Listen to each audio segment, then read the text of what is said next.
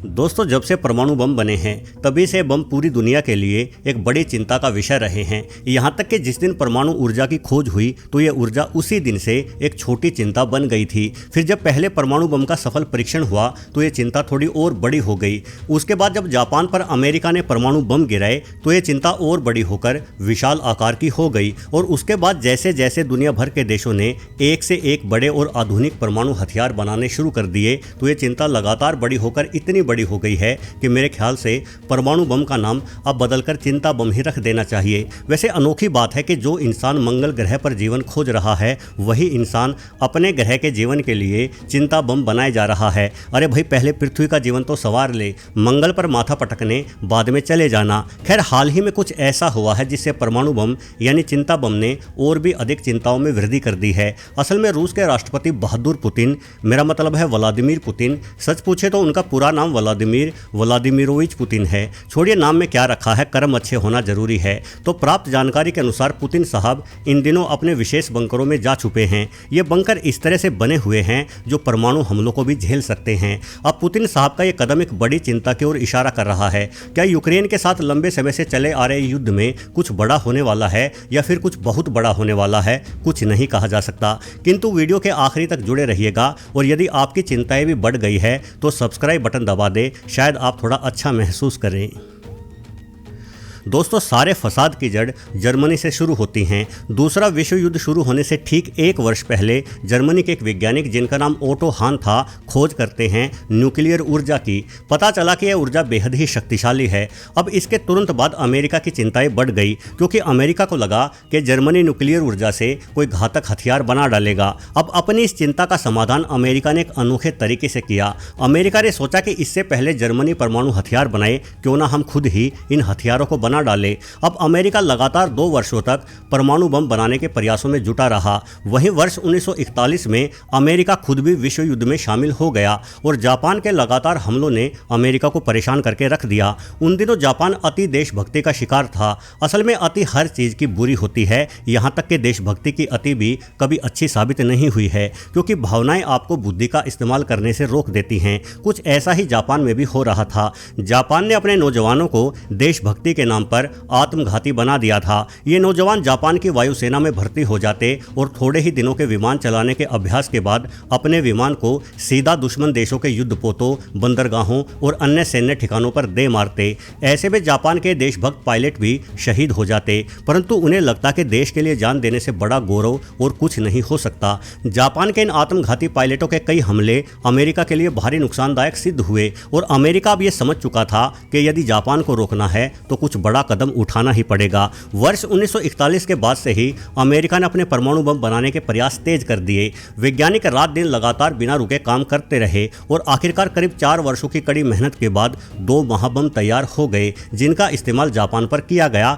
और जापान की कमर तोड़ दी गई, जिससे लंबे समय से चला आ रहा विश्व युद्ध तो समाप्त हो गया, परंतु यह विश्व युद्ध अपने पीछे छोड़ गया विशाल फैली हुई चिंताएं। हालांकि ये चिंताएं अभी तक सीमित थी क्योंकि अमेरिका ही दुनिया का इकलौता ऐसा देश था जिसके पास परमाणु हथियार थे और अमेरिका ने औपचारिक रूप से यह कहा भी था कि उसने सिर्फ विश्व युद्ध रोकने के लिए इन हथियारों को चलाया है एवं आने वाले भविष्य में अमेरिका कभी भी इन हथियारों का इस्तेमाल नहीं करने वाला। लेकिन रूस को अमेरिका पर इतना ही भरोसा था जितना भरोसा एक सांप को नेवले पर होता है। इसलिए रूस ने भी यह तय कर लिया कि अब अमेरिका को चुनौती देने के लिए उसे भी कुछ तो करना ही पड़ेगा। इसलिए रूस ने भी अब परमाणु बम बनाने का अभियान शुरू कर दिया और वर्ष 1949 आते आते रूस भी एक सफल परमाणु परीक्षण करने में कामयाब हो गया। उधर अमेरिका जो ये कह रहा था कि वो कभी परमाणु हथियारों का इस्तेमाल नहीं करेगा, भी लगातार नित नए परमाणु हथियार बनाए जा रहा था। वर्ष 1952 में अमेरिका ने पहला हाइड्रोजन बम बनाकर परमाणु हथियारों की ताकत को एक अलग ही मुकाम पर पहुंचा दिया।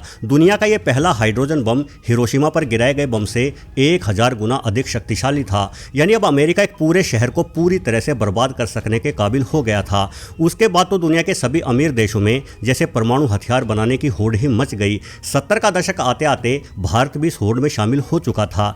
दुनिया की इस होड़ को देखते हुए उन सभी लोगों की चिंताएं भी बढ़ने लगी जो हमारी धरती को सुरक्षित देखना चाहते हैं, क्योंकि अगर फिर से कोई परमाणु हमला होता है तो स्थिति बेहद ही विध्वंसकारी हो जाएगी। आज जार बोम्बा जो कि रूस के पास है, विश्व का सबसे शक्तिशाली परमाणु हथियार है। क्या आप कल्पना कर सकते हैं कि यह बम कितना घातक होगा? एक उदाहरण से समझिए। द्वितीय विश्व युद्ध में जितना भी गोला बारूद का इस्तेमाल हुआ था, फिर चाहे वो हिरोशिमा और नागासाकी पर गिराए गए परमाणु बम हो या बंदूकों से चलने वाली गोलियां हों, उस तमाम गोला बारूद से भी अकेला जार बोम्बा 10 गुना अधिक घातक है। कल्पना कीजिए, द्वितीय विश्व युद्ध 6 वर्षों तक चला। इन 6 वर्षों में मचाई गई तबाही से 10 गुना अधिक तबाही जार बोम्बा सिर्फ 1 सेकंड में ही मचाकर रख देगा। वाकई में इंसान बहुत शक्तिशाली हो गया है दोस्तों। लेकिन अभी तक अच्छा ये रहा है कि दूसरे विश्व युद्ध के बाद से कभी भी किसी भी देश ने परमाणु हथियारों का इस्तेमाल नहीं किया है। लेकिन जो कभी नहीं हुआ, जरूरी नहीं है कि वो कभी हो ही नहीं सकता। रूस के राष्ट्रपति की हरकत तो जल्द ही कुछ होने का इशारा कर रही है। असल में मार्च 2022 से ही कुछ रूसी जहाज लगातार रूस के यमनटाओ पर्वत की ओर उड़ान भर रहे थे। बताया जाता है कि इन पर्वतों के ठीक नीचे रूस ने इस तरह के भूमिगत बंकर बना रखे हैं जिन पर परमाणु हमलों का भी कोई असर नहीं होता। और रूस और यूक्रेन का संघर्ष शुरू होने से ठीक पहले ही इन बंकरों में पुतिन के साथ साथ अन्य सभी बड़े रूसी नेताओं के परिवारजनों को भेज दिया गया है, क्योंकि हो सकता है कि नेताओं के परिवारजनों पर युद्ध के समय कोई हमला हो जाता। परंतु अब ऐसी भी खबरें मिल रही हैं कि पुतिन साहब खुद भी इन बंकरों में जा छुपे हैं। भला पुतिन ने ऐसा क्यों किया? पुतिन का यह कदम एक संभावित परमाणु हमले की ओर इशारा कर रहा है। कुछ सोवियत अधिकारियों से मिली जानकारी और सैटेलाइट इमेजों के हिसाब से रूस द्वारा यमनटाओ पर्वत के ठीक नीचे बनाए गए बंकर कोई साधारण बंकर नहीं है, बल्कि ये भूमि से 900 मीटर तक की गहराई में फैले हुए हैं। और ये बंकर इतने विशाल हैं कि इनमें अपने आप में एक पूरा शहर ही बसा हुआ है। यहाँ हर प्रकार की सुख सुविधाएं हैं और रूस के सभी बड़े अधिकारी, छोटे अधिकारी या उनके परिवारजन यहाँ बड़े ही आराम से सालों तक रह सकते हैं। काश हमारी किस्मत भी ऐसी ही होती, कहीं परमाणु हमला होता और हम भी भागकर बंकरों में छुप जाते। फिर जब परमाणु हमले से पूरी दुनिया तबाह हो चुकी होती तो लंबे समय बाद हम अपने बंकरों से बाहर आते और तबाह हो चुकी दुनिया में दौड़े दौड़े घूमते। वैसे रूस ने अपने इन बंकरों को इस तरह से बनाया है कि यहाँ से वो पूरे युद्ध का संचालन कर सकता है। मतलब खुद तो सुरक्षित छुपे बैठे रहो और बाकियों के सरों पर बम फेंक फेंक कर मारते रहो। रूस के 61 वर्षीय वैज्ञानिक और प्रोफेसर वालरे सोल्वी का कहना है कि पुतिन ने खुद को और अपने परिवार को परमाणु युद्ध के हालात में सुरक्षित रखने के लिए ही इन बंकरों को निर्मित किया है। इन बंकरों में एक भूमिगत रेलगाड़ी भी चलती है जो रूसी राष्ट्रपति के निवास स्थान एवं अन्य कई महत्वपूर्ण स्थानों तक जाती है। मौका पड़ने पर यह ट्रेन अलग अलग इलाकों से अति विशिष्ट व्यक्तियों को इन बंकरों तक तेजी से ला सकती है। इन बंकरों का निर्माण शीत युग के समय से ही चल रहा है। हालांकि बीच में निर्माण रोक दिया गया था, परंतु रूस के विघटन के पश्चात इस निर्माण को और भी तेज कर दिया गया था। रूस लगातार अपने इस भूमिगत शहर की लंबाई चौड़ाई को भी बढ़ा रहा है एवं इसके अतिरिक्त कई अन्य भूमिगत शहरों का निर्माण भी रूस में जारी है, ताकि मुसीबत के समय अपने ज़्यादा से ज़्यादा नागरिकों को इन बंकरों की सुरक्षा दी जा सके।